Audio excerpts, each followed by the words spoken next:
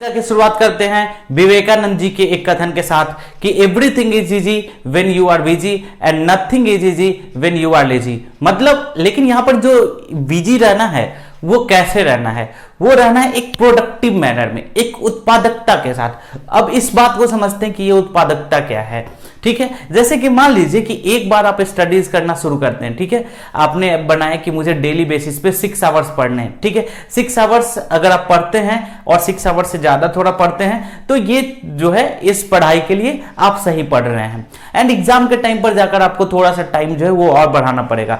लेकिन ये जो 6 आवर्स पढ़ रहे हैं ये ठीक है, इसमें कोई प्रॉब्लम नहीं है। अब ये 6 आवर्स आप पढ़ रहे हैं, आपने बोला कि नहीं मैं तो लगातार एकदम 6 घंटे पढ़ता रहूंगा और उस 6 घंटे में उत्पादकता आपकी जो है वो क्या है 3 ही घंटे की है। और रेस्ट जो 3 आवर्स था वो आप चूंकि आपने सोच लिया था कि मुझे पढ़ना है इसलिए आप बैठे हुए थे लगातार और आप पढ़ कुछ भी नहीं पा रहे थे। बात समझ रहे हैं मेरी?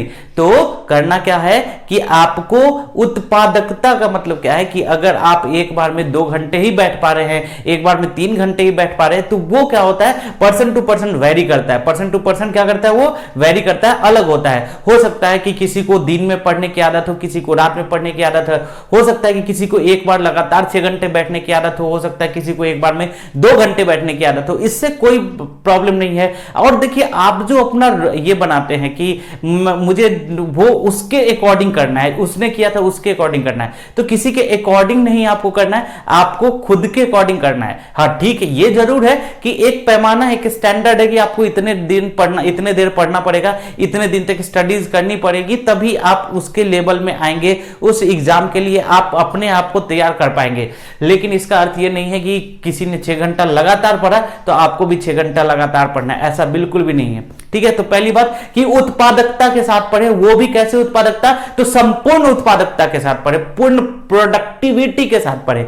ठीक है, एक बार में अगर आपको लगती है कि एक बार में मैं संपूर्ण जो उत्पादकता है वो एक बार में 1 ही घंटे दे पाता हूं, तो एक बार में 1 ही घंटे दीजिए, लेकिन फिर उसके बाद टाइम ले लीजिए, थोड़ा सा आप कोई दूसरा काम कर लीजिए जिससे कि आपको फिर से एनर्जेटिक हो जाए, फिर से आप पूर्णतः बिल्कुल तरोताजा होकर पढ़ सके। तो एक बार में अगर आप 1 घंटे ही कर सकते हैं ऐसे स्टडीज तो एक बार में 1 ही घंटे कीजिए, लेकिन कीजिए जरूर। और ऐसा नहीं है कि किसी को देखकर कि कोई 6 घंटे लगातार बैठता है तो मैं भी 6 घंटे बैठ जाऊंगा और उत्पादकता 3 घंटे की हुई तो निश्चित रूप से वह आपके सफलता में, आपके मार्ग में एक अवरोधक का काम करेगा, आपकी सफलता को में वह बाधक बनेगा।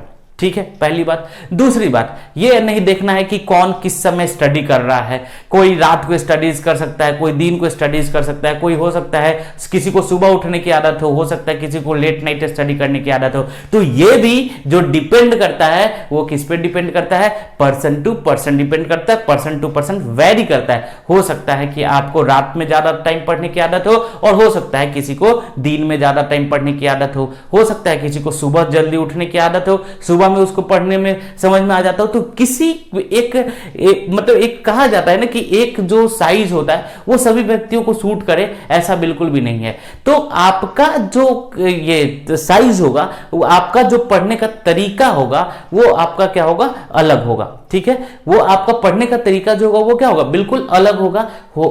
लेकिन पैटर्न सबको फॉलो करना है, everyone, each and everyone, pattern सबको फॉलो करना है, लेकिन जो तरीका होगा वो तरीका हर पर्सन का क्या होगा, अलग अलग होगा। और आपको अपने खुद के तरीके से ही पढ़ना है। बात समझ रहे हैं? अब मैं ये पैटर्न और तरीका में क्या अंतर हो गया सो समझते हैं। अब ऐसा नहीं है कि आप 1 घंटा पढ़ के आपका प्रिपरेशन हो जाएगा। ऐसा अगर हो पाता है तो आप बहुत ही बिरले, बहुत ही विद्वान व्यक्ति हैं और बहुत ही it is near to impossible. पढ़ना तो सबको उतना ही पड़ेगा, 8 घंटे 6 घंटे तो पढ़ना पड़ेगा रेगुलर बेसिस पे, लेकिन क्या है कि उसका पैटर्न सबका अलग अलग होगा कि कोई किसी सुबह पढ़ता है कोई शाम पढ़ता है। दो बातें हो गई।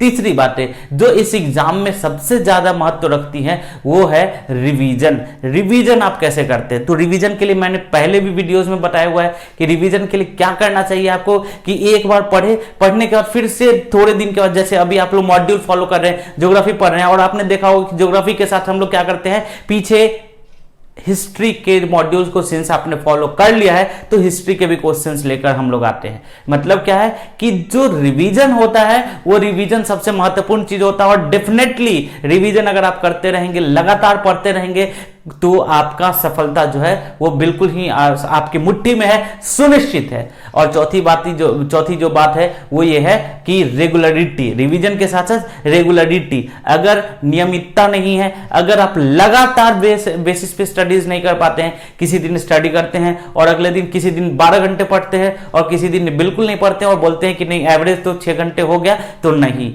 ये बहुत गलत चीज है। ये कई सारे अभ्यर्थियों में देखने को मिलता है और ये जो होता है ये आपकी सफलता का एक बहुत बड़ा बाधक बनता है कि रेगुलरिटी जो नियमितता है ये इतनी ज्यादा आवश्यक है जिसके बारे में कुछ कहा ही नहीं जा सकता है, सबसे पहली बात है। और देखिए नियमित जो रेगुलरिटी है इसमें क्या होना चाहिए, आपने जो स्टडीज कर रहे हैं वो कर ही रहे हैं, इसके साथ साथ जो करंट का जो टॉपिक आता है डेली बेसिस पे उसको कम से कम आप देखते रहिए। जैसे आज क्या हुआ, कल क्या हुआ था, उस समय क्या हुआ था, उससे रिलेटेड जो भी टॉपिक्स है उसको आप रेगुलर बेसिस पर देखते रहिए। और जब आप रेगुलर बेसिस पर इन टॉपिक्स को देखते रहेंगे तो निश्चित रूप से यह क्या करेगा, आपका जो प्रिपरेशन है, इस प्रिपरेशन में ये धीरे होता है ना कि एक लेयर सेकेंड आपको पता भी नहीं चलेगा और कई सारी चीजें आपकी तैयार हो जाएंगी। और यही पर जो है ना, जब आप रेगुलर बेसिस पर करंट अफेयर्स देखते रहते हैं तो ये एक ऐसा सेक्शन होता है, एक ऐसा जगह होता है जहां पर कि आपके सभी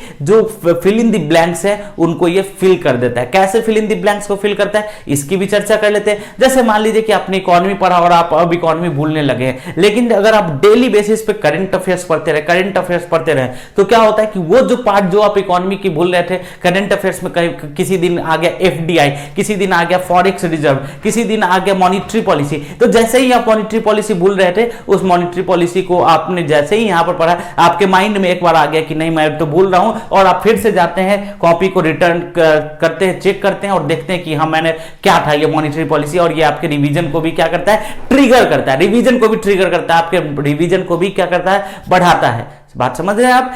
तो ये जो कंटिन्यूटी है, ये जो आपकी नियमितता है, यह आपके तैयारी के लिए सबसे इंपॉर्टेंट टूल है। इसीलिए कभी भी अगर आपको लगे, कभी भी किसी भी दिन लगे कि नहीं आज लग रहा है कि नहीं मुझे नहीं पढ़ना चाहिए, आज लग रहा है कि मैं आज मोटिवेटेड नहीं हूं तो आज छोड़ देता हूं, स्टडीज नहीं करता हूं, तो ऐसा नहीं कीजिए।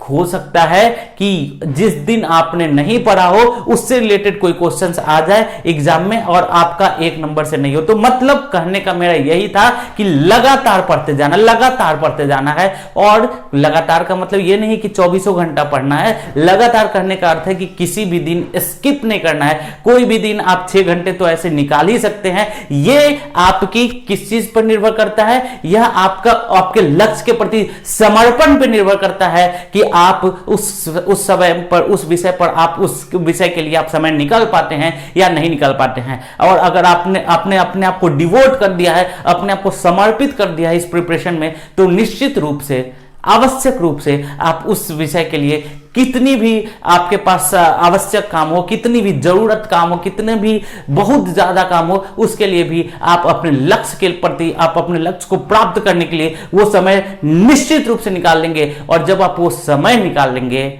और जब आप कंटिन्यूटी बना लेंगे, जब आप रिवीजन करने लगेंगे, तो मैं आशा करता हूं, मैं उम्मीद करता हूं और मैं आपको विश्वास दिलाता हूं, आशा और उम्मीद तो मैं कर रहा हूं लेकिन मैं विश्वास आपको दिलाता हूं कि आपकी सफलता को कोई नहीं रोक पाएगा। तो आशा करता हूं कि आपने इन सभी बातों पर ध्यान दिया होगा, समझा होगा, और डेफिनेटली अगर आप इसको फॉलो करेंगे तो अगले बार रिजल्ट के मेरिट लिस्ट में आप सभी लोग होंगे। और इसमें जब आपका रिजल्ट होगा तो उसमें हम सभी आपके पेरेंट्स के साथ साथ हम सभी भी एक बहुत ज्यादा खुश व्यक्ति होंगे जो कि आपकी सफलता में कहीं ना कहीं थोड़ा ना थोड़ा हिस्सेदार बने। तो मिलते हैं नेक्स्ट वीडियो में। टिल देन अच्छे से पढ़ते रहिए। जय हिंद।